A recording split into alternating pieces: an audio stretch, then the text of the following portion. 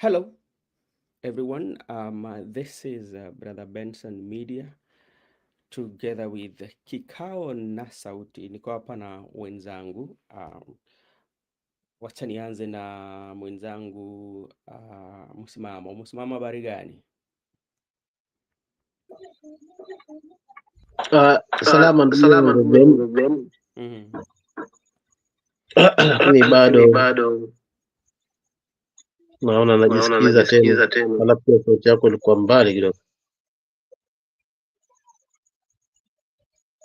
Hapo sawa ya. Nashukuru ndugu yangu kwa kweli, kwa siku njema hii. Mungu ametupa tena pumzi kukutana papa hapa. Kwa hiyo kwa kweli shukrani kubwa zimwendee Mwenyezi Mungu haswa, lakini vile vile pia kwa kutuwezesha ndugu yangu pia for the support nashukuru. Lakini kwa wale wapenzi wote ambao haswa wanatufuatilia, niwakaribishe tena kwa moyo mkunjufu, haswa tuanze hapo hapa ili tuanze kwa pamoja yale Mungu atajalia nao kuzungumza kwa leo. Ndugu yangu Mark pia pokea zangu, basi na wote wale ambao ni waandani wetu na wapenzi wetu haswa wa kipindi hiki. Kwa hiyo si cha zaidi, nirudi tu kwako haswa studio hapo ili tupe ufunguzi kaka yangu Ben. Asante.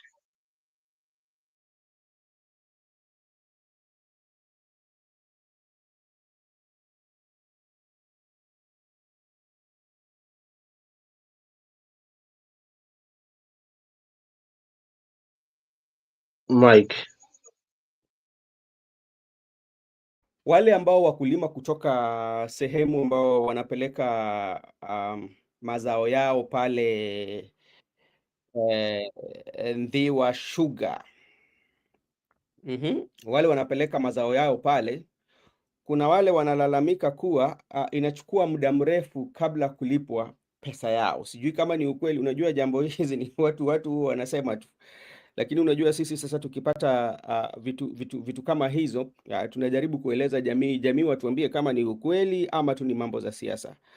Na wanasemekana kwamba viongozi wa pale kwamba malipo inachukua muda mrefu kabisa. So wale ambao labda wanapeleka mazao yao pale, kama ni kweli watatuelezea. So hiyo tu ni jambo tu ambayo labda mtu ameniandikia. Unajua mimi siku moja napata tu habari kwamba hebu ongelea jambo hili. Makubura, habari gani?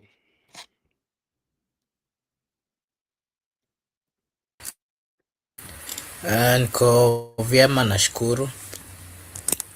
Nimefurahi kujiunga na nyinyi leo hii, na acha nikusalimu na nisalimu ndugu yetu Msimamo.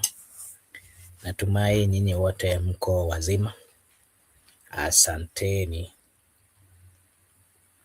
Na vile acha nisalimie our good friend Goody at the comment section. Thank you so much for finding time to join us. Good year. Last time we spoke, let me just let you know where I went. I went to VRC. Remember last time you said when you'll be around, you let me know so that we go. So I went to VRC for some days. I don't know whether you remember or you've forgotten. Nice to see you. Yes, I think I'm okay now. Maybe Msimamo amewasalimu. Yes, Msimamo have done the greetings, and also let me take this opportunity to say hi to Brenda and also to our good friend Goodia. As I was speaking earlier, I was saying that there was somebody who gave me a written note, and she was complaining about the payment dues, especially at Ndewa Sugar Factory. If you are very good well with the topography or the geography of the area, Ndewa is a company that is in Oria, is in Homa Bay, but they are complaining of payment delays. Farmers are not being paid um, on time, so there is that delayance in that, and it has taken long. So we don't know how true it is, but somebody was just telling me to share with the audience. So if you are one of the farmers in those areas, you're coming all the way from Ndewa, or you are in Migori. I know quite a number of farmers do take their harvest in that company. So if you are one of them who is also experiencing the same, um, so confirm to us whether it is true or not. This is based on what somebody shared with us, and they were telling us to conceal their identity. That's what is there. Secondly, let's also look at what is trending today. We spoke about the reports about those who have lost their lives, especially under the police custody, and those were the reports. We said that there are almost over 30, and we were just questioning ourselves. Uh, what can be done differently, because we know every time, everywhere, that anytime you need a help, the first person to reach are the police officers, because they are first responders. You have a problem, but if you find that you go there, or you have been arrested but you end up losing your life, so maybe there's something that is not right, we with our forces. So, and what is the way forward, or what can be investigated, so that we could not experience such deaths in the hands of the first responders, the police. So that is also a report that is there. Makubura, I don't know whether you can weigh your thoughts on that. And Okay. Yeah, I've seen Good Day saying I've been to Awendo Sugar. Is that the one? no, let me just ask. It's not Awendo Sugar. This is privately owned. Awendo is in Awendo, but if you take Awendo from Awendo, you can go to Rapogi, then Rapogi Oria. So when you are in Oria, I think that is they're speaking about that one. I think Makubura, you know it. Yeah, I've seen that. Okay. And what else? Why didn't you text? Oh, okay. I will. I will. Yeah. So,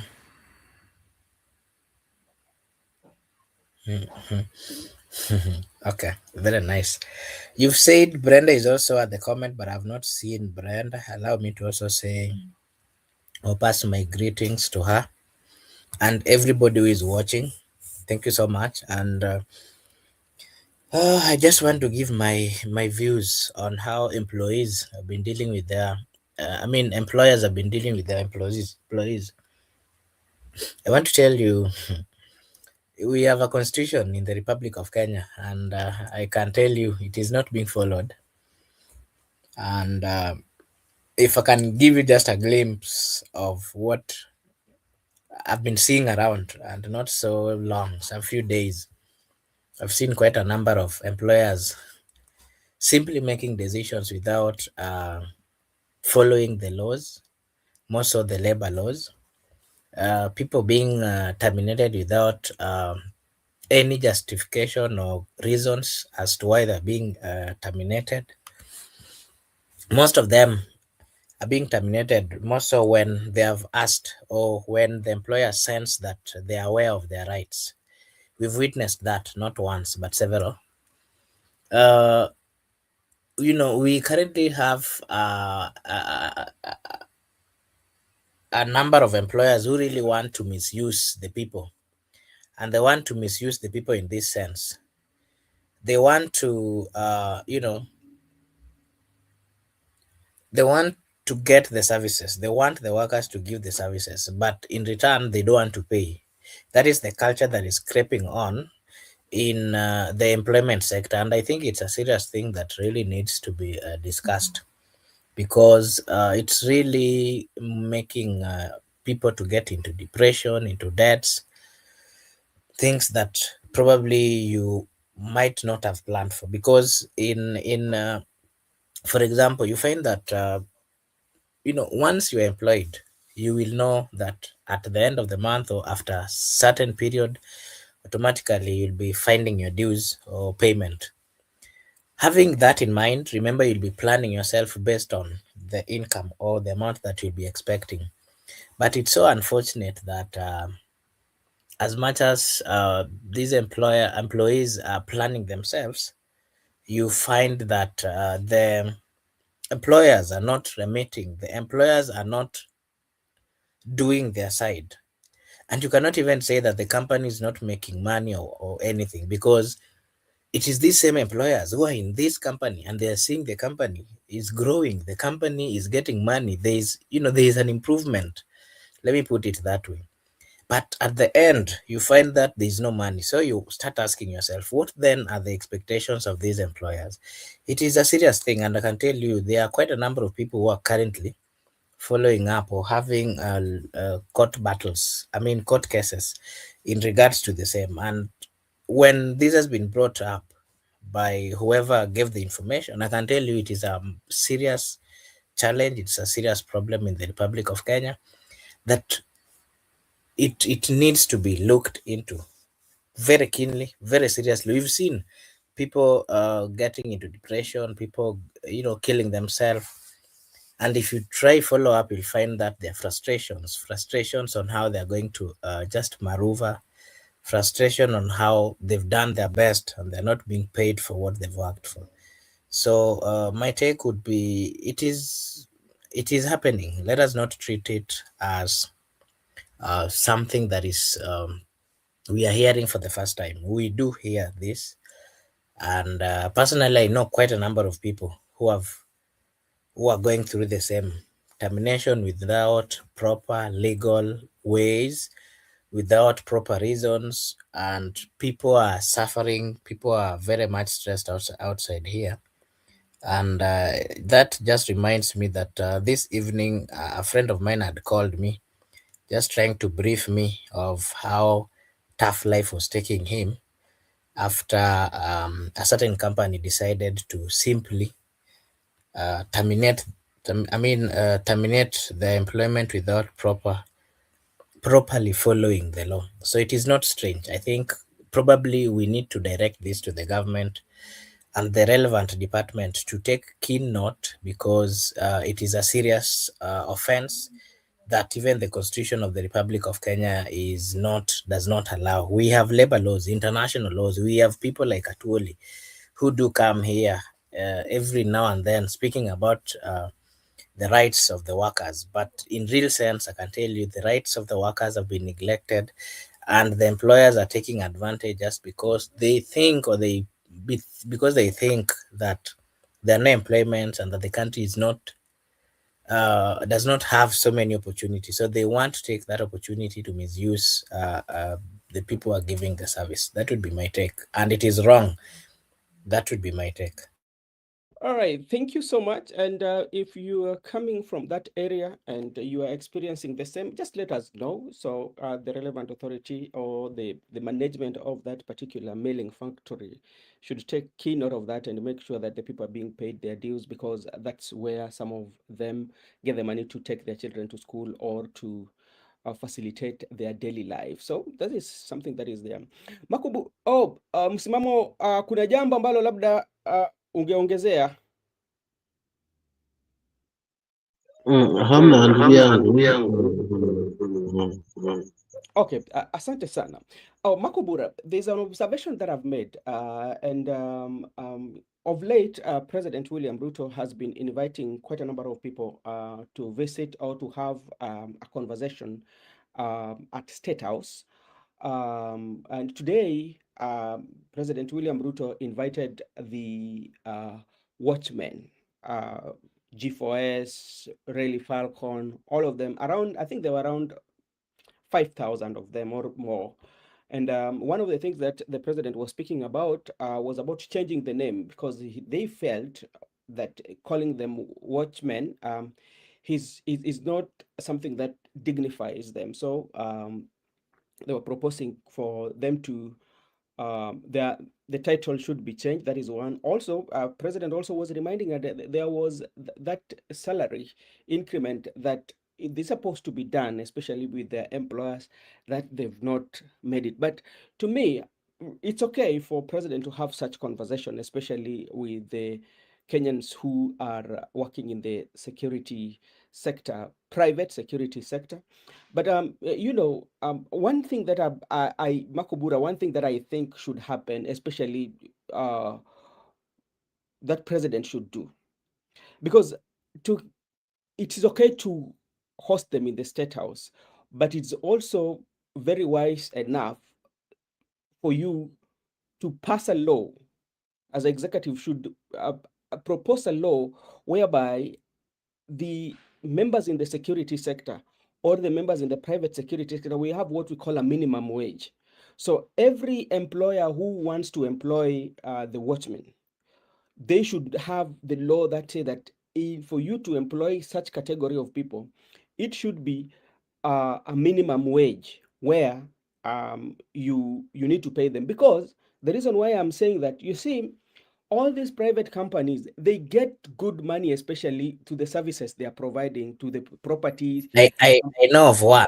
Let me Yeah. just give you an example. I know of one. Mm, They're paid 30,000 by the company, but then mm, they end up paying 10,000 to the employees, and that is just one. So imagine if they have, let me say, just a small number, 100. mhm, You'll find that out of, let me just work with 100. mhm.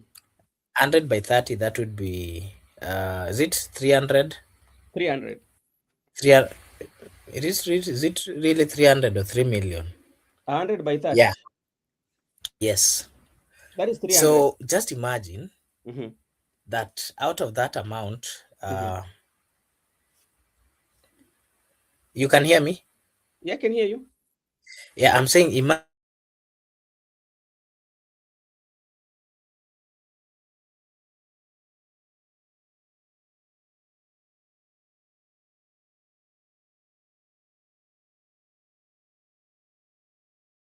The members of parliament should come up with a minimum wage, especially for the private owners that are offering security.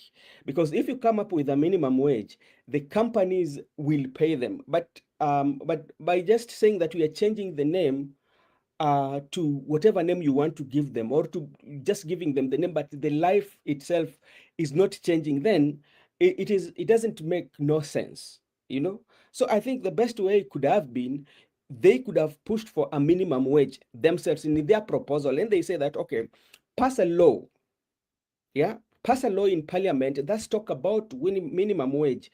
What should I be paid? One, especially as a new entrant in the service, they will talk about you don't have experience. Yes. So if I do not have experience, what am I going to be paid? For those who have experience, maybe you've worked from G4S and now you're going to Rally Falcon, or you're going to what? And now it will be an internal mechanism to the company that you are going to, and say that, okay, I have an experience of 15 years of being a security guard, or being whatever name they will be given, especially.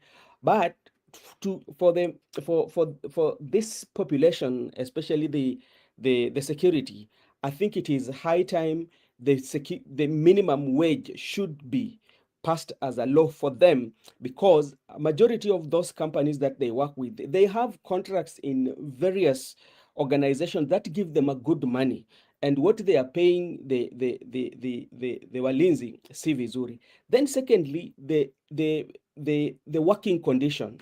You know, sometimes some of these guards or some of these walinzi, they do not even have lunch break. You are there from evening to morning to evening. Then when you go to some shops again, they do not only offer security, yeah, they can also be assigned some duties with the premises where they are, especially if they are working in supermarkets. You know, we've seen sometimes they're being ordered around by the owners of the premises. So which means those are some of the issues, I think, if they raise those, especially, could have been benefiting for them to, they see in future. Don't just usione to look at 10 years to come what you're going to earn, you know. Then another thing that also I noticed, that of all the people who have visited the president in the State House, these are the only category of Kenyans who visited the president and they were sitting in the lawn. They were not sitting in the, walikuwa nakaa chini hapo tu kwa manyasi. So I don't know why. Maybe they were walikuwa wengi sana, or I don't know. Yes, msimamo. Asante ndugu Asante yangu. ndugu yangu. Mfanyie tu favor Mfanyie tu mic favor yako mic yako angalau angalau msijisikize tu. msijisikize tu. Mimi nitasema hivi, hii State House si nyumba ya kampeni. Ndilo kwanza niliweke sawa. Pili, hawa security guard ziko kampuni tofauti tofauti, si kampuni moja. Hivyo kwa haya aliyozungumza sawa, lakini je, mbona wakati huu na mbona wakumbuka wakati huu? Je, kutakuwa na tija kwendako, ama ni kwa sababu ya hapa palipofikia kwamba tuna mwaka na kitu na walipobaki, ama mwaka mmoja tuseme ndio umebaki twende kwa uchaguzi, ndio wamekumbukwa kwa sababu ya kuweza kuhakikisha wananyooshwa nyoyo ziwe sawa ili waamini. So for real, mimi hii misururu ya mkutano State House sikatai, ni mali yetu, ni mahali kwetu, lakini kwa mazingira yapi? Mbona imekuwa mno, ama ni chombo ambacho kinatumika kwa kampeni? Sababu juzi kati tuliona wale village elders wakipostiwa hapo, leo tumeona security guard na kesho tutaona kundi lingine. So it's like it's a new strategy ya kuweza kuhakikisha kwamba inazima ile hasela narrative iliyokuwa wakati ule ya wengi wakaamini kwamba tuendako mambo yatakuwa vizuri, kwa sababu ni kiongozi ambaye anaelewa shida na amelelewa kwa shida na anajua hataweza kuwachupa.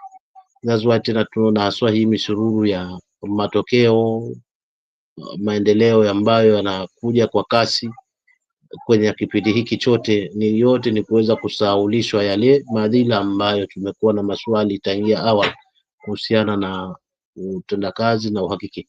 Kwa hiyo mimi sioni jipi hapa, mimi niona ni mpango tu huu kwamba kuweza kusaulishwa na tuone kwamba sasa tuko katika mikono salama na tusaulishwe yale ambayo yanatoa ndani ya maji. Asante. Okay, asante sana. And I agree with what Goodyear is saying. And you know how I wish, especially the uh, the watchmen, or the name that you want to give them.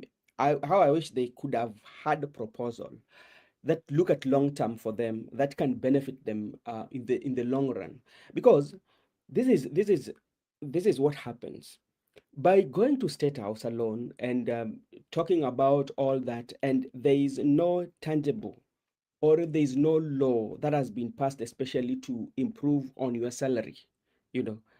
Yeah, that is not going to happen. Again, it should go through parliament, because if it goes to the parliament and the parliament will say, okay, we are bringing a minimum wage entrant, or for the entrant or anybody who is being employed in this sector, provided that you are employed by a registered private security offering company, your minimum wage your minimum wage should be, let's say, like, should be around 20,000.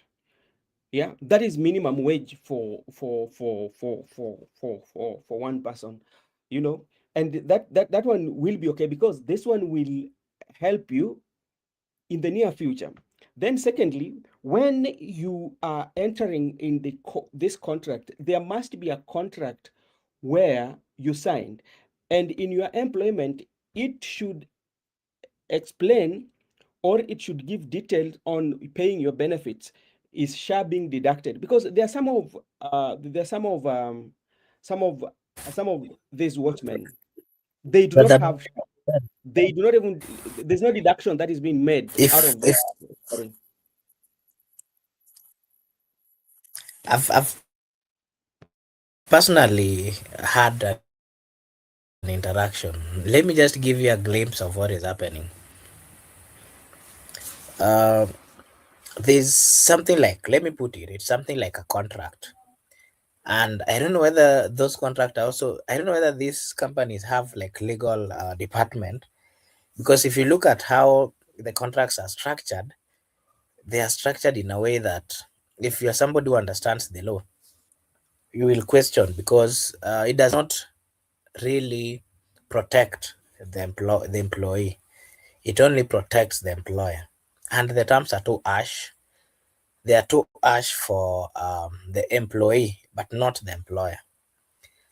Something else, it is, let me put it, it's a vague kind of contract. Let me use that word. If it's vague, it's something that even if you feel that they've gone against your rights, whatever is captured there cannot really assist you when you are trying to seek for legal redress. So sometimes I looked at those things and then I asked myself, are these companies created to exploit people, or what exactly is happening? Because they are truly not empowering people, but they are simply extorting and misusing people. These people work for more than 12 hours, most of them, majority of them, and they do works at those particular places. They even do things that is out of their out of their job description, and they're being forced to do that most of times. So the question then is, if we see a whole president of the Republic of Kenya calling these particular people to the state house, and then instead of addressing the issues, the pertinent issues, the only thing the president is saying is that we change the name from watchman to private, I don't know what. Is that going to change the life of these individuals? Is that tackling the issues that they've been raising? Is that going to improve their work environment, the terms that they are working under?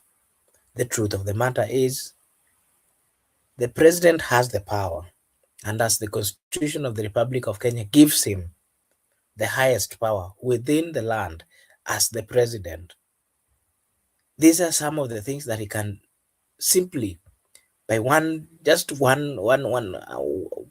line, he can rectify. He has the capacity to do that as the president. So the question then that comes again is, was it a political move that the president was making? Because, well, quite a number of people have not gone to state house. Personally, I've never gone to state house. Probably there's this mentality that, for example, if these people are invited to state house, they would have had a glance of how the state house looks. They would have taken photos, and probably in their thinking, their emotions would have been invoked, and then they will say, "This is a good person. He even invited us to the state house." That is what the president is trying to bank on, and I can tell you, it is not going to work. It is not going to work, because the truth of the matter is, the challenges that are being faced by these individuals have not been sorted. They have not been addressed. There's no keenness that has been taken. Look at what happened the other time when the president seems or looked like he was solving the problem. He gave a directive.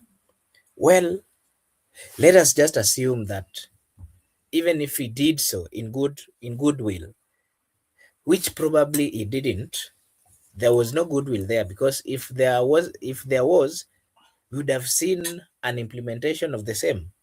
We have departmentals, we have the different departments within the government that are mandated. If it is a matter of supervision, the president gives directive and then the juniors does the implementation. Why was it not implemented? That should then be the question. And that then tells you, if it was coming from the heart of the president, it would have been implemented, because it was a directive from the president. If they never took heed of it, then it tells you that it was a statement that was made to attract, to attract following, to probably attract the attention of this particular watchman. He knows The president knows this is a smart way of looking for votes, because he knows very well these are the gatekeepers. These are the people who opens the gate to the bosses within the big apartments, and they're the people who interact. Probably he thinks that with enticing these particular people, they will have the opportunity to make his ways easier, which is something contrary to what the environment or the people outside here are saying. Let me leave it at that point. You are muted. Labda niongezee kidogo tu hapo kwa ndugu yangu Mark. Kwanza nashindwa yeye ndo atawalipa mshahara ama watalipwa na waajiri wao, na kama si yeye watakaolipa ni waajiri, si kampuni moja, ni kampuni tofauti tofauti. Kuna G4S, kuna Rada, mfano kuna kila yana vitengo haswa ama majina yale ama kampuni zile.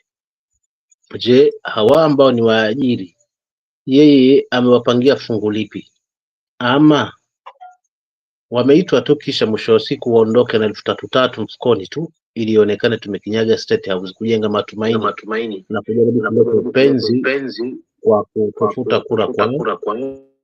Ndaliachia hapo, asante. Thank you so much. Let me just play this video, then we can get at least what we are talking about. This morning held talks with thousands of security guards at the State House in Nairobi. The meeting is a continuation of meetings with organized groups. Various Nairobi leaders attended the State House and later announced. Tunawaheshimu, lakini saa ile kura imepigwa, wengine wanaanza kuweka viwango. Ndio nikasema mimi nikiwa kiongozi wa taifa letu la Kenya, kwa mapenzi ya Mungu na kwa kura zenu, hapa State House itakuwa mahali ya wananchi wote wa taifa la Kenya.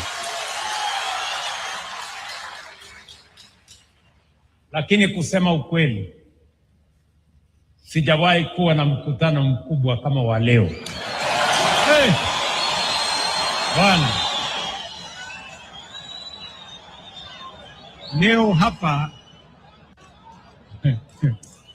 leo hapa kuna maneno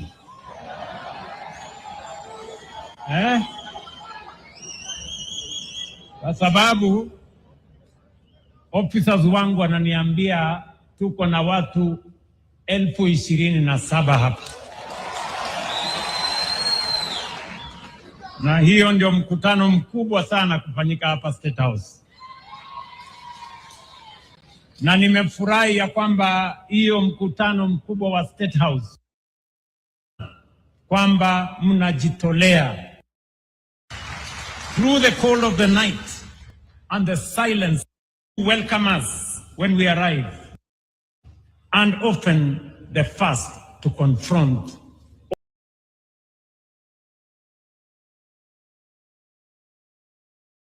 Thank you so much. I wanted to get a clip where it talks about the well-being of these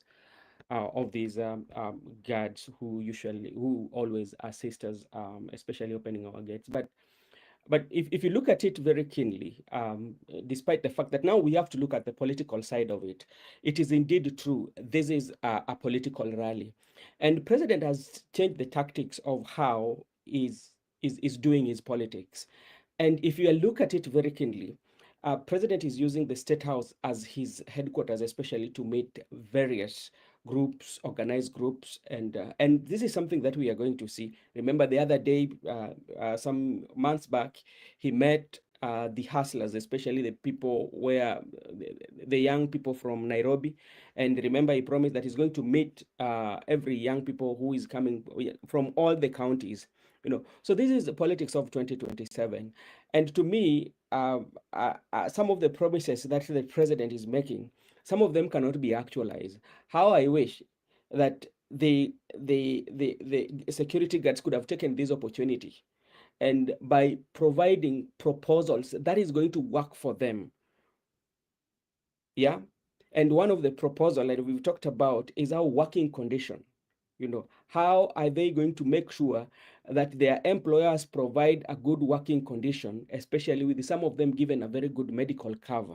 You know, how are they going to be given even time, lunch hour? You know, how are they going to be, especially when they are working in some of these premises they are guarding? They should also not participate in assisting those people to do their services, double work, you know. But this is a political season. At the end of the day, they will decide on who they want to vote for. So that is what I can say. Let me tell you something. Let me just sorry. Let me just give a view on my thinking. Something from my understanding of what I've been seeing, the invitations to the state house, what I've been seeing in terms of the kind of mobilization that is done at the state house, and the people who are being brought in. Hawa tu upangwa, and there's a limit to which they're supposed to speak.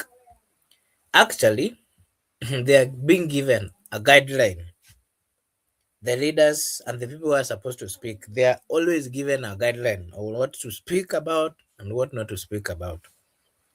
So when you see this kind of arrangements, we've seen. Remember what?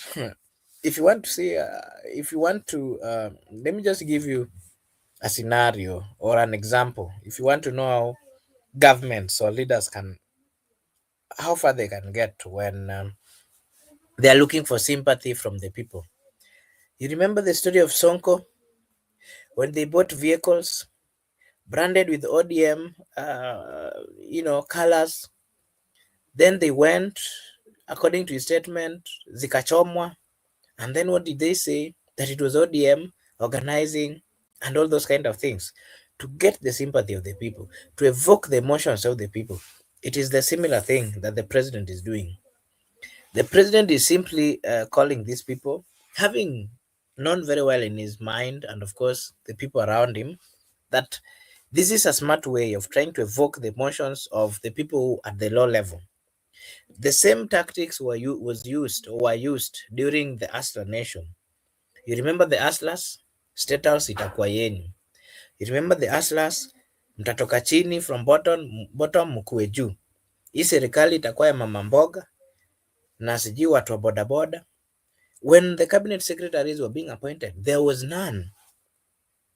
Well, the other question that people might ask is, are there no boda people who have who are learned? Some of them are very much learned, having masters, having even doctorates. We've always seen these things on the streets. Hawa watu wenye wanafanya mama mboga or those kind of things. It is not that they are not learned. It is because the opportunities and the environment has not given them an easy way to thrive in whatever they are doing. If the president had good intentions of solving the challenges and the problems of these particular people, he would have addressed these particular issues, not even calling these people to the state house. This is a big number. Probably there was what was spent. Do keen scrutiny. You'll find that either their bosses or these people are given money to transport these people to the state house. That is the truth of the matter. Just wait and see. It will come out. And this culture of misusing the public money while doing campaigns or in matters of doing campaigns, it is a wrong thing. They keep saying that there is no money. I saw there's something I saw that they're also trying to look for money from IMF to fund. I saw that message. They're trying to look for money from IMF to fund. Kindly check your internet. I'll get that. I'll Check your look internet. into it. You're breaking. So it is so. Ndo maana. Check your internet, brother. Okay, and you know, Makobura, you've spoken of something that is very, very You can hear me now. yeah. Let me just you taking advantage of the situation. When you look at the political class, taking the advantage of the situation.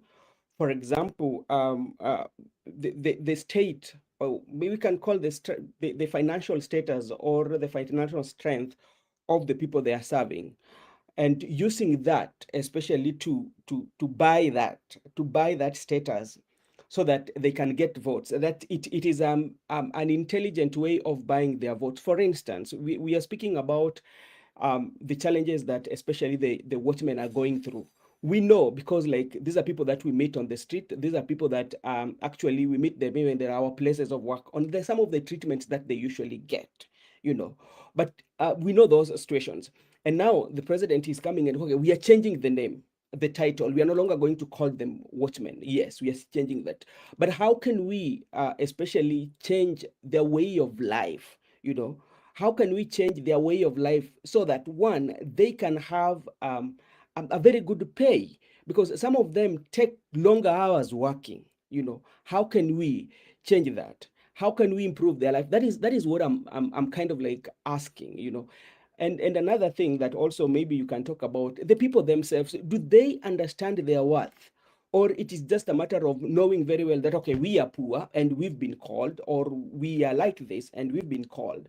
So we are just going to be very happy after being given a small token.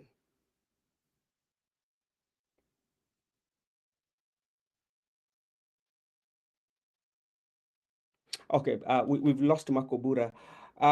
Thank you so much. Msimamo, mimi nataka kukuuliza swali na labda wewe pia unaweza katuambia. Kuna hii kasumba ambayo unaweza sema maviongozi wetu ambao wako katika siasa huwa wanaangalia umaskini wako, na wakishaangalia umaskini wako wanataka kutumia umaskini wako kupata kura. Unadhani ni siku gani itakuja kama viongozi ambao wakitaka kutatua jambo wasiangalie hali yako ya kawaida ama hali yako ya maisha, na wafanye jambo ambalo litadumu? Tukisema kwamba leo tunataka kumaliza umaskini, tunafanya jambo ambalo halitakuwa tena, tutakuja kupitia hayo. Unapata maviongozi wetu leo wanafanya hivi, keshoe bado utafuata tu hiyo shida tu ndio bado lipo. Unapata kwamba hawatatui shida za wananchi, lakini wanatumia umaskini wa wananchi kutafuta kura ama kununua kura zao. Yes, before Kaka,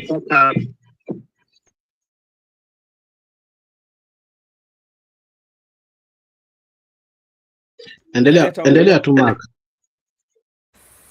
Okay, thank you Msimamo. I'll just be brief and then you can pick up. I wanted to finish my statement like I was saying before. It doesn't make sense. We have to be very realistic and very truthful because we are living in a country, and of course this is a country that has, there's so many things within Kenya. The economy is there, of course. The economy is not currently friendly to the normal wananchi. That is the truth of the matter. I can tell you, if you are living in Nairobi and you're being paid, remember I'd quoted 10,000. Majority of them are paying from 7,000 to 9,000, except the few, that is the SGs. Is it the SGS? The one written SGS. There's one called BM, and there's Total is also paying past 10. Yeah, and G4S. Probably those are the ones that are currently not paying less than maybe 15 or 16, but majority of them are paying from 7,000. I can tell you, you cannot survive with that amount in Nairobi. That is the truth of the matter, and that is why you find that how watu wanang'ang'ana. These people are struggling to do their best. These people are struggling to even just survive, and it really pains when you find that. These people cannot survive easily because the people who are supposed to be taking good care of them, instead of tackling the issues affecting them, this was the best opportunity, meeting the President of the Republic of Kenya, and you are the heads of the security apparatus. You are the private companies associated. This was the best time to present forward the issues affecting this particular sector. But instead, what did they do? They decided to take these particular people there, and then they decided to keep quiet and wakakubali kupangwa. Changing the name from watchman or whatever to private security, it is not going to solve the problem. It is not going to change the lives of these people. Well, let me tell you, it is not, this is a common name that has always been there.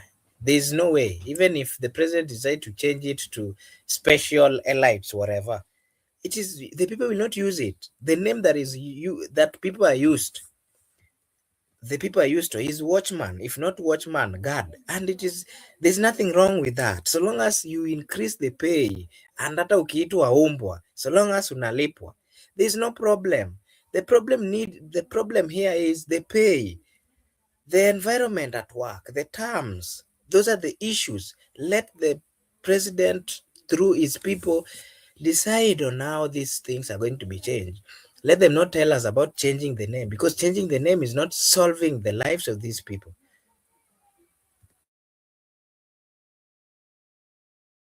You are muted. Msimamo, hebu we uko na maoni gani? Maoni yangu mimi ni mafupi kwa sababu nimeshalizungumzia hili kwamba hii ni sawa tu na hasela narrative. Kwa hiyo cha msingi ni kwamba hapa ugonjwa ni wao viongozi wanaujua, kwa sababu wananchi wanakimbilia kwenye kazi za watchmen, wanapata madhila yote, masaibu na yote machungu wanapita nayo, because hakuna uhaba kwanza wa kazi. Hivyo ujeuri wa hawa waajiri ambao ni waajiri wa hawa watchmen, wana mbavu ya kuzungumza. Wewe unaacha kazi wakati wewe mwenyewe unajua wazi fika kwamba hakuna kazi katika taifa, tena unaringa kwa watalipwa watakavyo, kutokana kwamba viongozi wetu ambao wanafaa swa walete shilingi iwe inatawala mifukoni mwa mwananchi wameshindwa. Usomi ni wengi, kazi hakuna. So wanajua chanzo, lakini kwa sababu wanajua kwamba hawa wanapitia machungu haya na haya, ndio wa kwanza mstari wa mbele kujiweka wao, wanajali zaidi. Unaona, hadi kwamba kujali kwamba wanajali zaidi, lazima wabadilishe jina kutoka kwa watchman mpaka sio kwa private wote. So hii yote ni kwa sababu wanaelewa fika kwamba hawa ni nzige tu wa kawaida. Kwa hiyo kura ndo wanahitaji kutoka kwao, wa kujaribu kujenga matumaini yale, lakini kwa kweli hakuna lolote hapa zaidi ya kwamba hii ni kampeni imeanza, na kwa sababu ground inamkalia ngumu sasa hivi, mbinu mpya ni hii ya kuweza kuleta wale ambao wanafinyilika kwa aina moja ama nyingine pale State House, kisha mwisho wa siku hao hatakwenda bure, lazima tena shilingi tena ya Mkenya pale itatumika. Hizo 3,300 kama hawa watu ni 10,000, hiyo ni hela nyingi ambayo imetumika kwa siku kula na vinywaji na kuweza kusafirishwa hapo mpaka pale, na tena waajiri nao wamekula kande yao. Kwa kweli pesa yetu inatumika kiholela kwa wale ambao hawana kujali, wanajali matumbo yao na wanatutumia kama kanga wenye chongo kuweza kukula macho. Asante. Okay, asante sana. And this one I think also just one thing I wanted to also put across before kindly. When I first came to Nairobi, I didn't have also a job or anything. So I also I partly worked as a security person. And I remember it was in Kitengela, in this company called EPZ. So I remember the first time I went, there was a company that was given a contract. And then we were partly there, and then our new company came. And by then I was very young. So when this new company, I think the other one gave me a chance because it was for like a month, because they knew they were exiting. So when a new one came, I would not mention. I don't want to mention, but they have an office here in Ngong Road. Probably they have an office here in Ngong Road. So I remember when they were transitioning, and we were now reapplying, and if I remember the tough guidelines that were there, And I can tell you there are bribes. Even getting into this particular security firms, people pay bribes, and it's a lot of money. I can tell you. Unazungushwa. Somebody told us, oh, there is now a new company coming. I want to connect you with people who are working within. And now we were introduced, and we were told to have our papers, and then we go to the headquarters. So we went to the headquarters. Now we are trying to call this person. We had given something small according to what we had been told, and the person is not answering. When we call the person who did refer us to them, then tunaanza kupangwa, and that is how it went. And then I can tell you, and when they give you a contract, they take your certificates. I have a friend who actually they employed that within that period. Me, they denied me a chance. They told me I was still young, that by then I had not reached 25. They said they wanted someone from 25 and above. I think I was 20 or 21. So they told me if they give me an opportunity, that hiyo kazi ni ngumu, nitatoroka na vitu zao na nikimbie nirudi kwetu. So I want to tell you the kind of frustration these people go through. Their certificates, before you sign the contract, they take your certificate, Form 4, the latest certificate, and probably 2 documents and your birth certificate. And you know very well in Kenya, the NEC, they will only give you one copy. They want original versions of KCSE certificate. So they know very well that they've captured you. There's nowhere you can go. If suppose you really want to progress in life, you will have to get back and ask for their help. And something else I can tell you, these things that you see these people putting on is the uniform. If you see the amount of money that these people are being deducted on a monthly basis, I can tell you for free, it's too much. You find that for just viatu hizi zenye wanavaa, unapata mtu anakatwa 7,000 and probably kiatu ni 2,000 ama 1,500, and there's nothing you can do. You cannot even complain. If you complain, utaambiwa that is the policy. You find that, for example, you want to leave let me say you've worked a whole month and probably you want to leave, you've written a resignation, you've taken it back there. They will not process it. They will not pay you. If you try following up, they will start telling you, oh, you never finished paying the uniform, you never finished. And then now they have your documents and there's nothing you can do. And most of these people cannot even look for legal, cannot go the legal way, where they look for professionals to do a follow-up on them, because they also fear that if you look for wakili, it is so much, it's a lot of money that they probably will not afford. So most of them, you find that somebody wants to leave this particular job as a watchman, but they can never progress, because anything or any opportunity where unaenda kuandikwa na unatumia your documents, you cannot move, because hao watu wamekushikilia, wameshika vitu zako, wanakuambia sijui ulipe nini. So those are the kind of the most difficult things these people are facing, and I think that is one thing that should be addressed, because almost all of these particular companies, they take the most critical documentation certificates, the original ones, and it is really frustrating these people.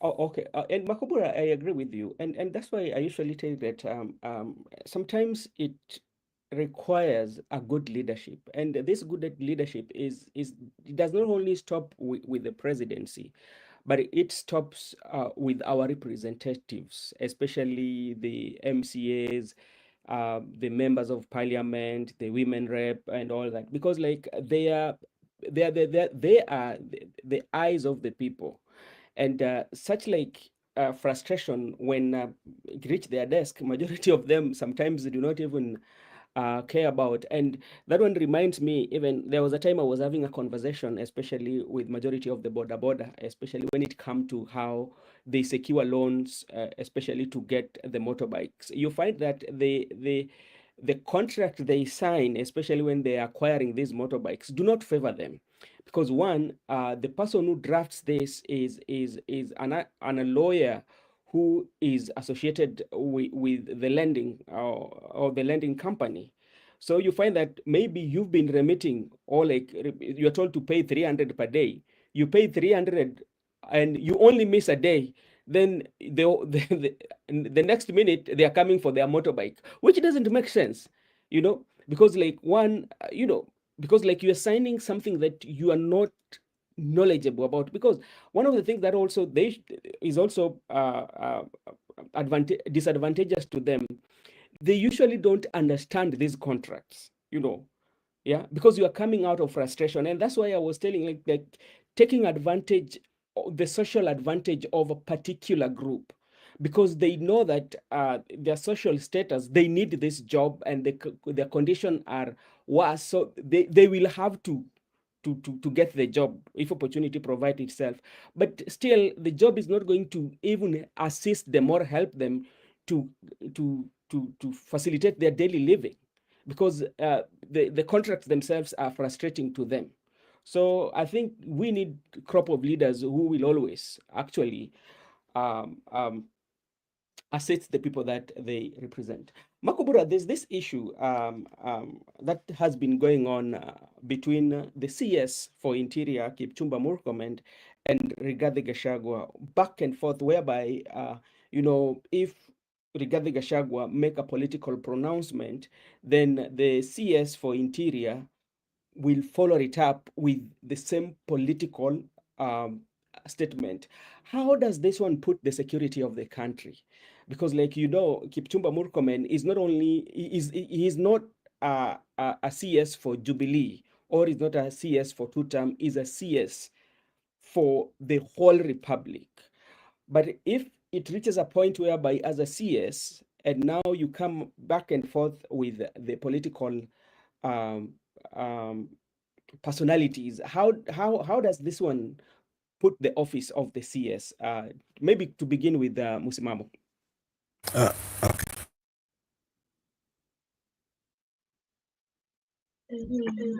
Swali limenipita hili. Wacha nijaribu kwa Kiswahili, lakini siko vizuri sana. Kwa muda mrefu tumeona majibizano kati ya aliyekuwa naibu wa rais Rigathi Gachagua na Kipchumba Murkomen, ambaye ni waziri wa usalama wa nchi za ndani, na imekuwa ni kama sasa siasa. Na sasa ukiona kama Rigathi labda anaweza sema jambo fulani, Kipchumba Murkomen anakuja sema jambo fulani, na matamshi yake sasa inakuwa ni kisiasa. Na unajua kweli ni Kipchumba Murkomen ni waziri wa Kenya, yeah? Sasa we kwako unaona shida iko wapi, ama jambo gani unaweza sema kuhusiana na haya majibizano ambayo inatokana kati ya Kipchumba Murkomen na Rigathi Gachagua? Kaka, kiukweli ni kwamba hapa kuna kizungumkuti, maana yani sijui niliekeje, ila tu wacha nilichanganye ndoto pamoja na kichwa cha leo cha why cracks in united opposition, na hili ambalo nimeliweka haswa na usalama na mambo yalivyo. Kwa mfano sasa hivi tukizungumzia hali halisi ya mambo yalivyofanyika haswa katika uteuzi, mfano tuchukulie mfano haswa wa OCS wale wa Nairobi, kuweza kudominate kwa jamii moja. Mfano Mheshimiwa Gachagua alizungumzia hili. Je, swali najiuliza mimi, msimamo atakuwa amezungumzia vibaya?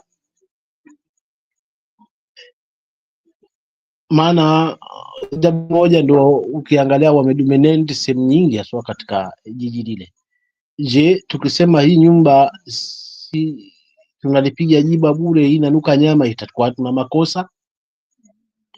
Lakini katika haya majibizano ya Gachagua na Kipchumba Murkomen ambaye ni waziri wa usalama wa ndani, ni kwamba ukiangalia swali yale anazungumza na Gachagua yana mantiki zaidi, kwa sababu shasiku kufuatilia unafika kwamba kuna utepetevu haswa upande huu wa wizara.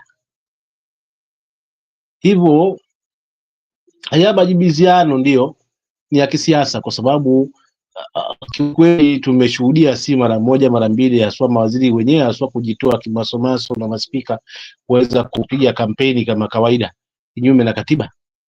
Lakini nini kiko pale?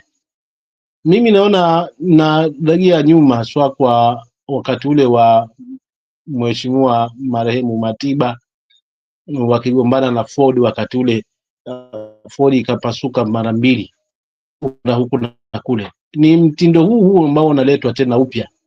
Kwa hiyo mheshimiwa Gachagua ndiyo sawa, anagombana na anazungumza na kusema masuala haya yote tunazungumzia kama hili swali, lakini mimi mwisho wa siku najiuliza haswa nini, mbona kunaonekana mgawanyiko huu? Je, mfumo ule uliotumika wakati ule wa kuweza kugawa haswa wao wanasiasa wakashindwa kuelewana wakati huo, ndio huu mfumo ambao unatumika sasa hivi?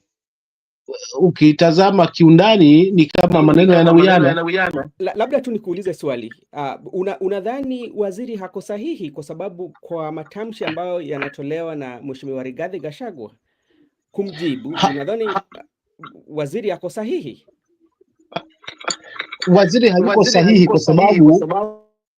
kwa sababu yeye anazungumzia tu kwa sababu ya kwamba anachukulia tu ule ubepala ama kifua ama majivuno ama kujienua kwamba yeye ni waziri wa ndani, lazima heshima, lakini yale anazungumzwa na Gachagua ni kweli, na yale tunayashuhudia si wenyewe kama wananchi pia ni kweli kwamba hayuko sahihi, kwa sababu itakuwaje aswa Nairobi nzima OCS wao wa jamii moja? Nini kinataka kufanyika hapo? Kwani jamii zingine zote hazistahili? Kwa hili likizungumziwa, si kwamba labda pengine aje juu kwamba huyu jamaa na tumemwelewa, tunaona kwamba yote haya, mimi najua in the long run, huko mwisho tunakokwenda ndio haya tunaona mgawanyiko kabeni, tunaona mgawanyiko huu. Mwisho wa siku Gachagua ameacha ajitangaange na mafuta yake, ajione kwamba yeye ndio kidume, lakini mwisho wa siku wachunge kwamba kapu hii atakuja kusukumiwa mlima na hawa viongozi wote watatimka, kila mtu na njia yake. Tushaona kina Munya, tushaona kina Muturi, tushaona hawa wengine kuweza kugawanyika. Yote ni kwa sababu gani? Kwa sababu ya huu mwingiliano, kwa sababu hawa marafiki wote wanampa hizi information ya Gachagua na everything, si wote wazuri kwake.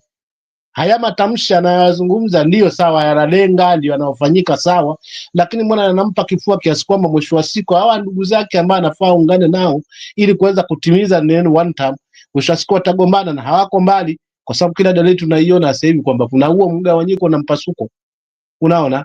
Na hilo ndio linalotakiwa, kwamba Gachagua akishasukuma na watu wake, hata kama mlima Kenya hautagawaika, wote utaungana, lakini kama hawa viongozi wa jamii zingine watajitenga, itakuwa hana mashiko popote, kwa sababu mwisho wa siku wandani ambao wanampa Gachagua hii nguvu yote na haya maneno yote anazungumza, mwisho wa siku wao watamwambia simama urais, kwa sababu nguvu unayo. Hawa jamaa wengine akitazama pengine dola ameshaekewa hapo, na pengine dola ile imezungushwa mlango wa nyuma, imetumwa kutoka nje, mwisho wa siku dola ile imetoka kutoka kwa serikali. Kimtazamo wangu tu mimi, ni mtazamo tu, kimaoni yangu, kisha donge lile atajihisi kwamba mimi mbona na hela za kutosha za kuweza kufanya campaign na everything, alafu naeleweka mimi nishapiga, mimi niko mateo ya juu. Unaona kaka, then the same thing applies kwa hawa ambao wataweza kumtumia hasa Gachagua kuweza kumkwepa, kwa sababu kuona kwamba wanafinyilika, jamaa vyao havina nini, pia wao nao si ajabu wakabagiwa tena meza, haswa adonge lile kwenye meza. So hapa kuna crack ambayo inalazimishwa bapiga huwa inanikumbusha 2000, inanikumbusha enzi hizo za kuna Matiba na Tamu. Thank you so much for your contribution. Makobura, maybe I want to know your thought from where you sit. All this back and forth between Rigathi Gachagua and CS Kipchumba Murkomen,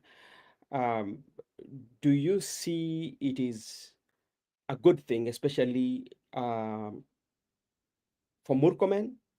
And when you look at also on the side of Rigathi Gachagua, because there are those fears that some of the remarks that are being made by Rigathi Gachagua might be insightful, or they might destabilize, the country. That's according to the security. And Kipchumba Murkomen being a security, CS who is in charge of security, going back and forth, especially on this political. What is your thought on that? I've had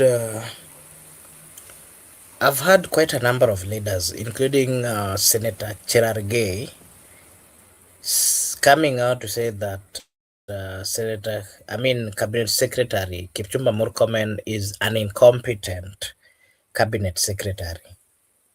I've heard that from Kipchumba. I've heard that, of course, from Rigathi and quite a number of his associates.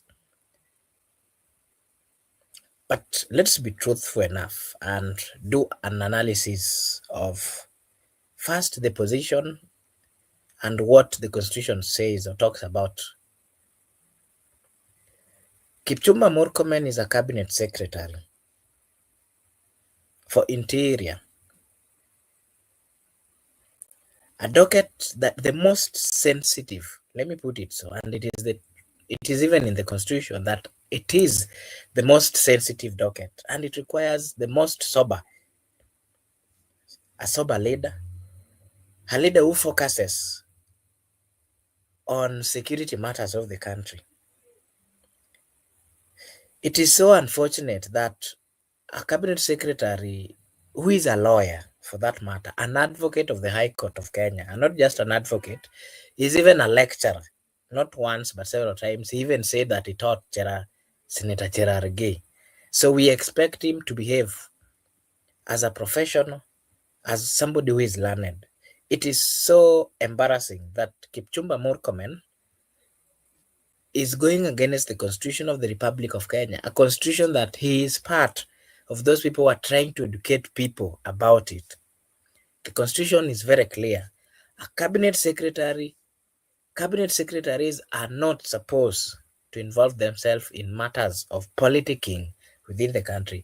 They are supposed to be spearheading government projects and plans. And that then brings the next question. When you see these leaders, including his own senator, speaking about his incompetence, then is it true? Let us analyze some of the decisions Kipchumba Murkomen has always made. Kipchumba Murkomen, not once but several times, has been accused by the people of Kenya. The other time, remember, he made very, I even don't know how to put this, the statement that he made during the demonstrations that were going on. And we saw the president also coming out to say that you shoot their legs.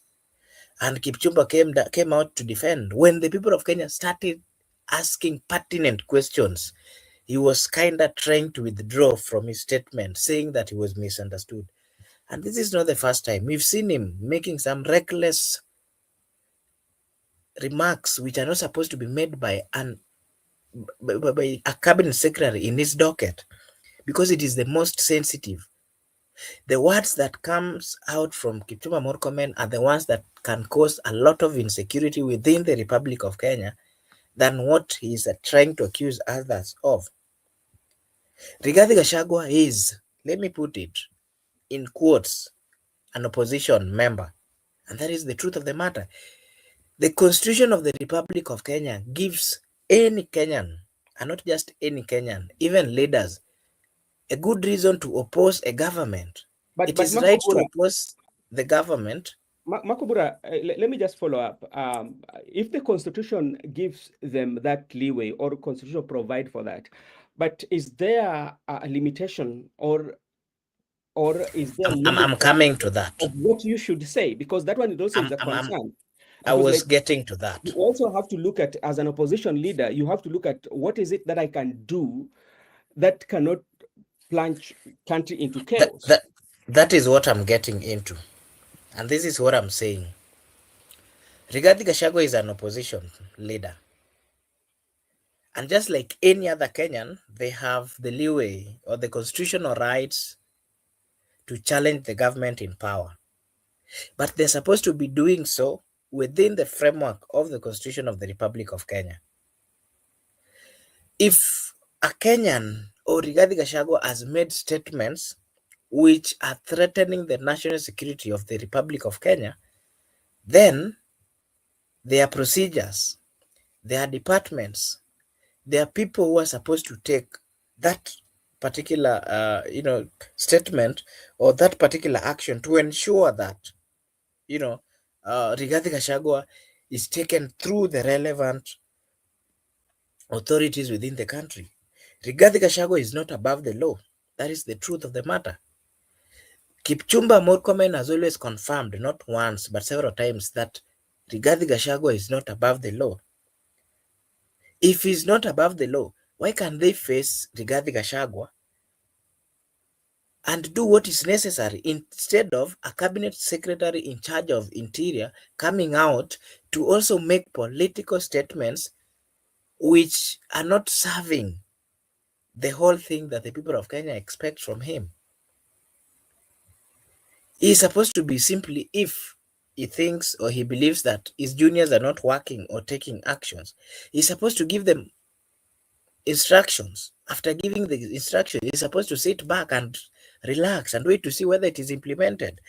Coming out to also start giving political statements is not solving, and it is actually worsening the situation. That is what a sober leader and a true leader would do in such kind of situations. But the many times that Kipchumba Murkomen has always been coming out, he has been coming out to make statement against or a rebattling statement. Rebattling to mean if that one came with a fire of a degree of, let me say, 50%, he increases his to probably 60 or 70%. That is not solving the challenges or the problems of the Republic of Kenya. Let him come out and tackle issues following the laws of the Republic of Kenya.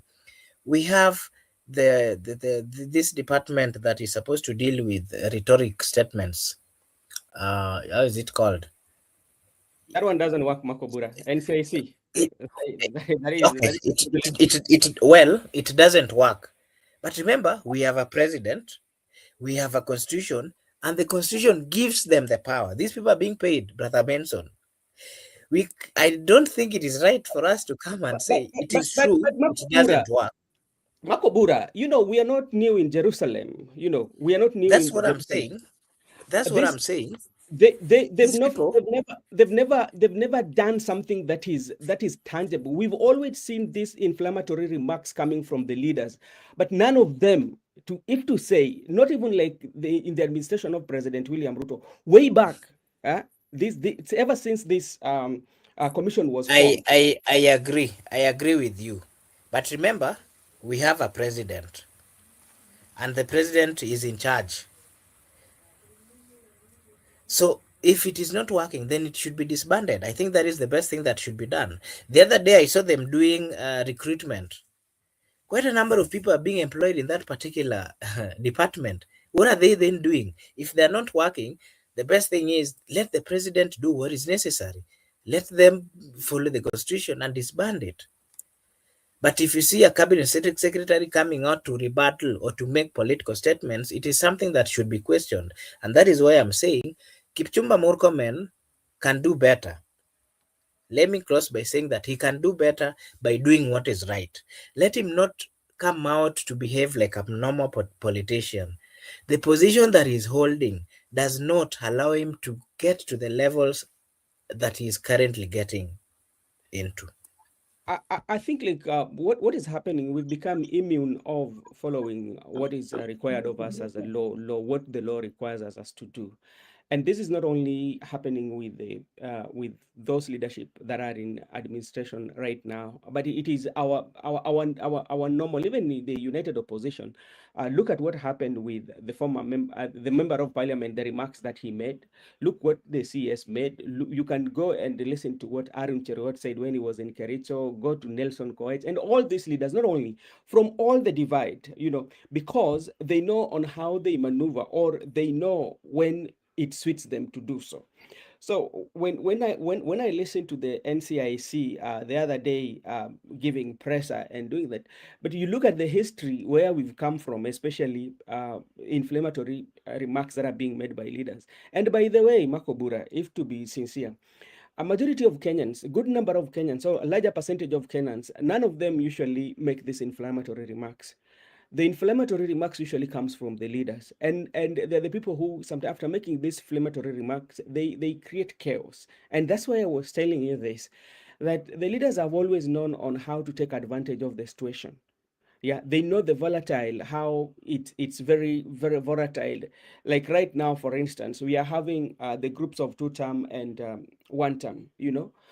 They know what, if they speak, will drive the emotions of the people, whoever in, and they don't do it in unknowingly. They know, because like I tend to believe that when any of these political leaders are having their rallies, before they go to podium, they must have a place where the pre speech or the pre rally, where they go and converge, talk, and say that, okay, this is going to be the theme of the day. Because we usually see that, you see that when somebody comes on the podium, they will always, more often than not, they speak on the same line of thought. It means like they have that premeditated. It's something that they've spoken about, and they know this is what our audience would want to listen to, whether inflammatory.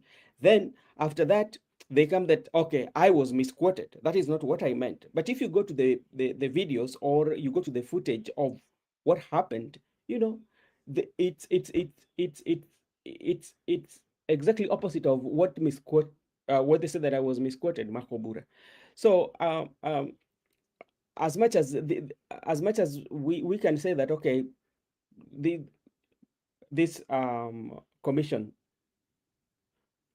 department, this commission of NCIC, but also it requires the responsibility of a leader.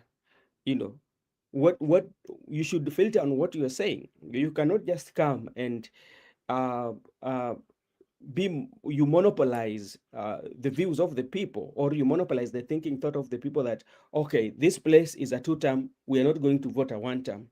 This place is a 1-term, we are not going to vote 2-term. No, give the people that opportunity to choose from where they want to vote, or where they want to vote, because that is democratic right. That is what constitution provides. That is what I think. Kaka, sijui niongezee kidogo,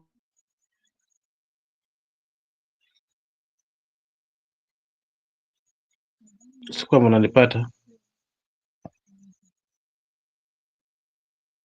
Yes, proceed. Nasikika? Yeah. Kwa kuongezea, mimi ni hivi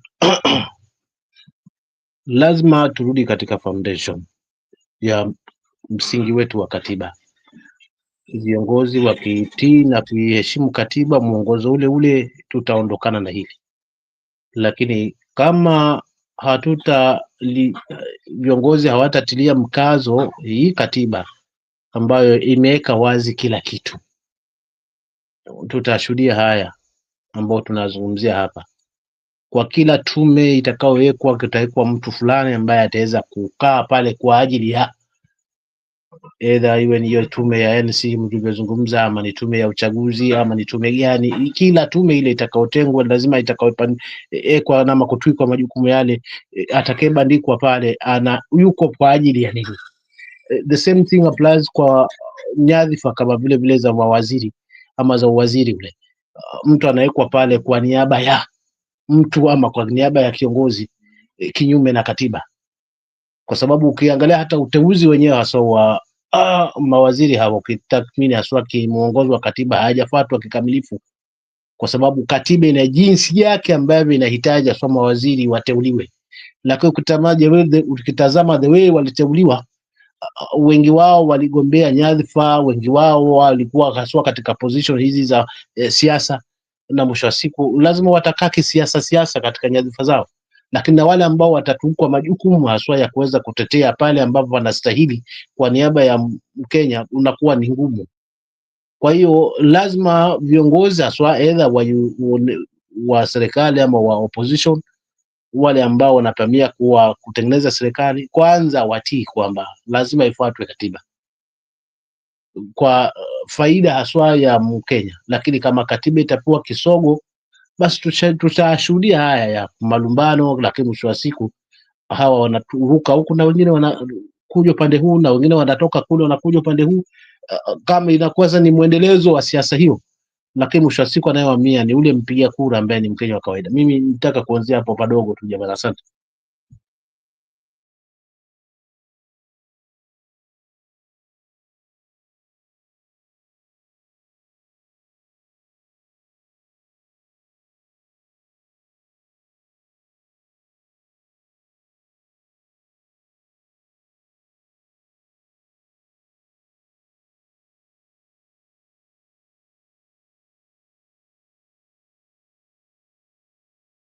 Okay, thank you, Msimamo. Sorry, I was muted. I didn't realize I was muted. Thank you so much, and allow me to just acknowledge the presence of Judith at the comment section. Allow me to acknowledge the presence of Agong Nyakila at the comment section. There is also, of course, Goodia, Brenda, and everyone else who is watching. I want to remind you that this is Brother Benson Media, and we're also live on our sister channel Kikao na Sauti. If you are watching for the first time, we request that you kindly like and subscribe, because if you do so, it is a way of supporting us. Now, as usual, we over here will always be grateful for your support. And thank you so much. So, Brother Msimamo, there is this statement that I was getting from the opposition leaders. I just want to read them out so that you can hear this statement. This is George Natembeya, who is the governor of Trans Nzoia. He's saying that sisi kama upinzani tunaonekana sahihi ni kama hatuko pamoja, lakini tukikumbuka Ruto ndiye atakuwa president, in case tukikosa kuelewana, inabidi turudiane pamoja mbio mbio na tushikane kama glue, kwa sababu tunajua huyu jamaa ile design atatufinya akirudi kwa kiti in kiti 2027 ni mbaya. We have to win. That is Natembeya. Aya, huyu anaitwa Kate Waruguru anasema DCP is equal to the task of going it alone in 2027 election, and Rigathi Gachagua is capable of winning that election. That is now Kate Waruguru, who is the former women rep of Laikipia. Is it Laikipia? Yes. Aya, this is Senator Onyonka. Onyonka here is saying, Wamunyoro, you are making us uncomfortable. You keep saying you have the numbers and that no one should come to Mount Kenya because you believe those of us who do not have 4 million votes cannot become president of Kenya. This time, we are telling you that it is our turn. And of course, I saw Rigathi Gachagua coming out to criticize or to say that, his close ally is saying that Matiang'i is a mole of the government. Ni nini inafanyika bwana Msimamo? What is happening on the opposition side? Wameshikamana ama ni nini? Kaka tusilaumu mguu wa kuume kisa umetangulia. Tukumbuke pia mguu wa kushoto utatangulia vile vile pia, na mguu wa kuume ama wa kulia ule na utabaki nyuma. Kabla kwanza tulaumu hawa viongozi wa net position, turudi katika mbinu zinazotumika katika hii siasa ya Kenya tangia enzi zile ambazo nimezungumzia awali hapa za kina Matiba. Nini hawa viongozi wanakaa wanaangalia, haswa wale ambao wanafungamana na serikali? Wanaangalia ni nani ana sauti. Wakigundua ni Msimamo ndio mwenye sauti, wanaangalia haswa ni njia gani sahihi za kuweza kuhakikisha kwamba sauti hii tunaizima mazima. So turudi katika baadhi ya mbinu ambazo zinatumika, ama kimtazamo wangu ambazo naona kwamba zinatumika mimi kama Msimamo. La kwanza, aidha asafirishwe mbinguni au alemazwe aidha kwa ugonjwa fulani hivi, lakini ama atumiwe haswa wa ndani kuhakikisha kwamba wanamwambia mzee, unatosha, wewe ndio wewe. Unaona sasa, watengeneze ile kitu ambao itamfanya mtu ajisikie kwamba bila yeye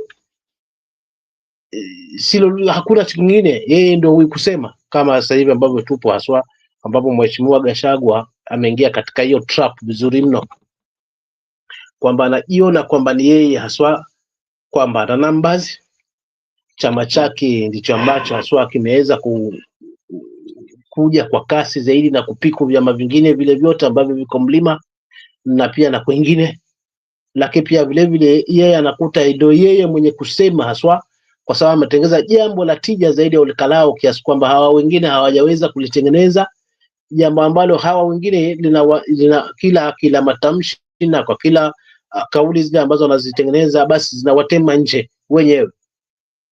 Nini kinatumika hapa? Ni hawa viongozi ambao wanaiangalia hii siasa kwa jicho lingine la tatu, na wasipochunga united opposition watagawiwa haswa, kila mtu na njia yake. Yani hao watakuwa sawa sana mnara wa Babeli, kila mtu atazungumza lugha yake.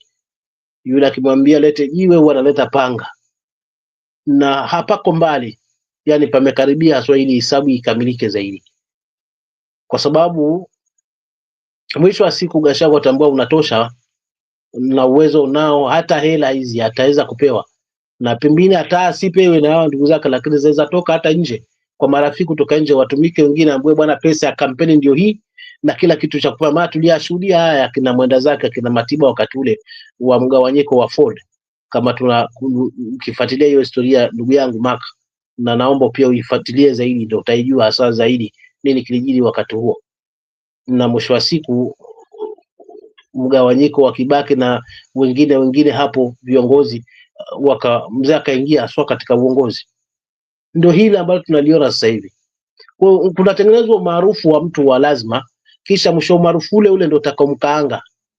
Hususan mheshimiwa Gachagua alipofikia ameingia katika hii trap, yani anakuta kwamba bila yeye united opposition haizi wamsikize kila ambacho ataamua. Tukikumbuka kuna interview fulani alisema yeye hata kama mahakama imemzuia, yuko na vijana 30 ambao katika upande wake ambao haswa wana fit kuweza kusimama haswa, kwa wasijidanganye wengine kwamba mlima hawezi produce kiongoza presidential candidate hata kama mahakama. Kwa hivyo hizi kauli kama tutazikumbuka, basi huu ni mtego wa kutengenezwa. Umaarufu umetengenezwa haswa, kisha mwisho wa siku utamkaanga yeye mwenyewe, kwa sababu hawa wengine watafeel kwamba hawana nafasi kwake, yani wananyanyasika kwa aina moja ama nyingine. Kwa hiyo hapa katika mgawanyiko ambao umefikia haswa, usipozibwa mapema huu ufa, basi mwisho wa siku tutaujenga ukuta, na hivi ndivyo vinavyotakiwa haswa na hawa ndani wa upande wa serikali kuweza kujenga huu maarufu. Na hili lisimwangukie Gachagua, hata Sifuna ambaye ametengeneza maarufu huu, huenda pia akajipata katika hivi viatu, akaona misaada imemwingilia, funding everything, na ajikute kwamba yeye ndio kusema anatosha. Lakini akumbuke kwamba kuna kura ambazo haswa lazima uzipate by all means, kwa sababu lazima upate kura za Wakisii, na ili upate kura za Wakisii lazima mufungamane haswa na kiongozi wao, na kuna kura za Wakamba lazima pia. Katika hili Gachagua akumbuke kwamba lazima, kwa sababu kiumkuthaja hapa kwa kweli mtu pekee ambaye haswa kabla haswa ya Sifuna ambaye alikuwa anapigiwa pato hapa ni mheshimiwa Kalonzo Musyoka. Taifa lilikuwa limemkubali kabisa, unaona. So katika hii hali huwezi mwambia Kalonzo ndio nakubalika, lakini huna kitu, huna kura za kunitosha, lazima unisikize mimi kwa sababu nina kura. So katika hii hali ambayo ipo kwa kweli inanipa maswali haswa kwa kambi ya united opposition, na wasipochunga wanamwagiwa mpaka hela wazione ziko kwa meza both side. Wale ambao wanakuta kwamba wanahisi kutengwa watatumika, na yule ambaye anajihisi kwamba pia na yeye kwamba na umaarufu zaidi pia naye atamwagiwa hela ili kuchukua ya.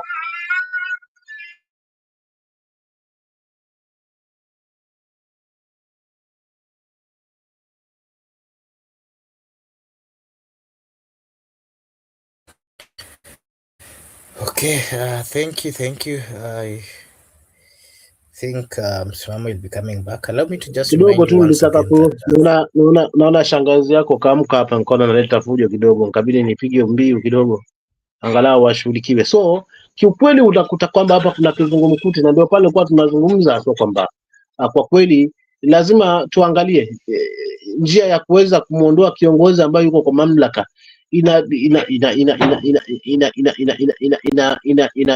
Inapanda shuka nyingi, pasipo moja basi hakuna kitu wataweza kufaulu.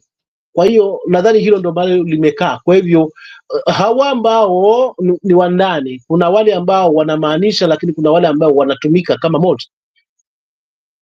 kuweza kuhakikisha kwamba wamo katika hiyo safari, lakini mwisho wa siku kawaida unavyoelewa Mark kwamba safari ya Kenya, yani ya mamba kenge pia wapo. Kwa kuna kenge ambao sasa hivi watajitokeza waone kwamba sisi tunafinyiliwa. Kauli kama ulivyozungumza ya Unyoka akisema kwamba sisi, kauli ya Uketi wa Juda akisema una Gachagua nafaa kuweza kusimama. Hizi ni kauli ambazo zimepikwa kutoka mahali ambapo hii siasa haswa inapimwa zaidi kwamba nani hapa tukishamkamata vizuri kwamba tutapata loophole ya kupita. Kwa hiyo it's like United Opposition lazima wangamue na warudi katika historia za kina Matiba walivyoganganywa haswa. Mwisho wa siku Mheshimiwa Matiba akaja akajipata na yale ambayo yalimkuta, lakini jinsi walivyogawanywa wakati huo na kina Jirongo na kuwa funded everything, uniforms na everything. So hizo siasa na hizo enzi wazilete, kwa sababu wakati huo hawa wengine ambao wako katika uongozi walikuwa watu wa mbavuni ama vijana wa mkono wakati huo. Kwa hiyo wanaielewa hii siasa. Kwa hivyo akizungumza kwamba anaielewa hii siasa, hamaanishi tu kwamba anazungumza maneno hewa, anaelewa nini anakifanya. Kwa hivyo haya majivuno ya Gachagua apunguze, akumbuke haswa kwamba akidole kimoja cha mkono kikiumia, basi ulazimisha mkono mzima kwamba ufanyi kazi. Asante.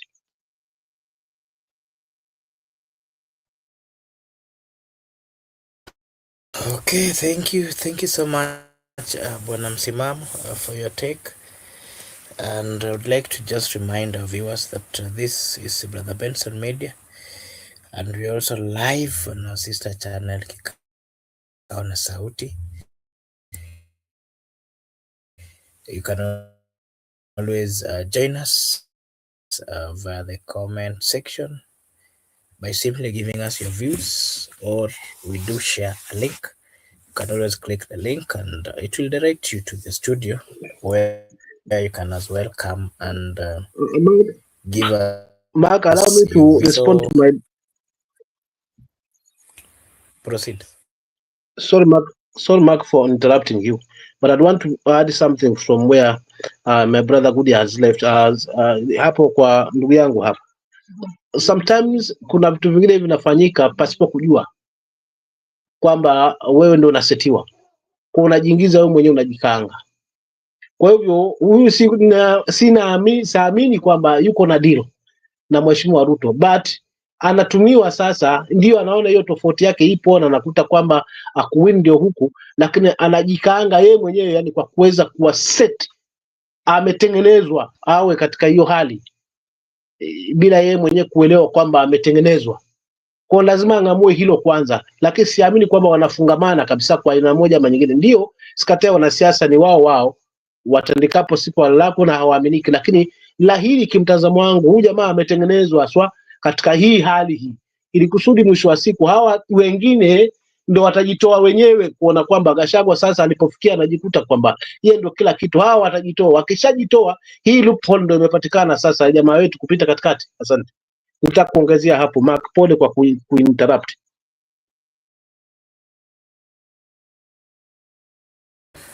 Kuko sawa tu, hata mimi nilikuwa na malizia and I just wanted to remind our viewers that this is Brother Benson Media, and as usual we always say that your opinion counts, and just a reminder that you're also live on our sister channel Kikao na Sauti. Allow me to take this opportunity to say a big thank you to our good followers for the support, for the comments, and of course for your dedication. We really appreciate your presence, and for that reason I'll thank you so much, Brenda. I'll thank you so much, Gudia, Judith. There was also Nagong, Nyakila, and everyone else who has been watching. I want to remind you that we are so much grateful for your continued support. Allow me to also acknowledge the presence of Ento Oket as well, and just remind you that we are so much grateful. There's also a number of people who are watching that probably have not commented or given their views. We acknowledge your presence and we are so much grateful. We hope and believe that we are trying or doing our best to ensure that we have a discussion, of course, on matters affecting or matters related to our nation and the pertinent issues that Kenyans are giving their views on. Mr. Mama, I'll give you a chance that you can come and give us your final remarks before we close. Yeah, mimi my final remarks ni kwamba ni pale pale kwa Mheshimiwa Gachagua asijipate yeye na central yake imetengwa na akaingiliana pale pale ambapo alikuwa panapigwa hesabu ya 40 against 1. Maana uwerevu mwingi mbele huwa ni giza, ama kujua kwingi kisha mwisho wake ni giza huko mbele. Kwa hiyo kwa kila jinsi anavyoaminika, kwa jinsi ambavyo ana articulate vitu vyake well, lakini ngoma ya kulia haikawii kupasuka, maana ajaye huitumia hiyo hiyo ngoma ya kulia, zile zingine zote atazichagua chagua, atagusagusa, mwisho wa siku atatafuta hii inarudia. Kwa hiyo asijipate yeye na namba zake za mlima hazina mashiko, kwa sababu mlima peke yake hauwezi badilisha ile taifa lao, hauwezi simamisha one term. Lazima kura zipatikane kutoka Western, zipatikane kutoka Luo Nyanza, zipatikane kutoka Coast, zipatikane kutoka North Eastern na Eastern na kila pembe ya taifa hili. Na kwa maana wananchi ndio wameamua kwamba walio wengi wameamua kwamba wanahitaji mageuzi, basi asiwe na uwerevu mwingi kisha mwisho wa siku ikawagiza kule tundako. Kwa hiyo atafutane, si yeye aode mturi watafute awaite, yeye mwenyewe aende kwa ndugu zake wale ambao anafungama nao, kisha sauti yake sasa, toni yake ianze kutulia kwanza, ili waje katika meza moja na waamini kwamba wanasimamisha presidential candidate mmoja. Kisha wakitoka sasa mazima sasa hivi, kwa sababu ni mwaka tu wenye umebaki, basi kama wanahitaji one term kwa real, basi waonyeshe katika hiyo hali ya kuweza kuonyesha umoja wa taifa kwa kila jamii, kuhisi kwamba ni part and parcel, kiongozi wake hayuko pale kuweza kumrepresent mazima.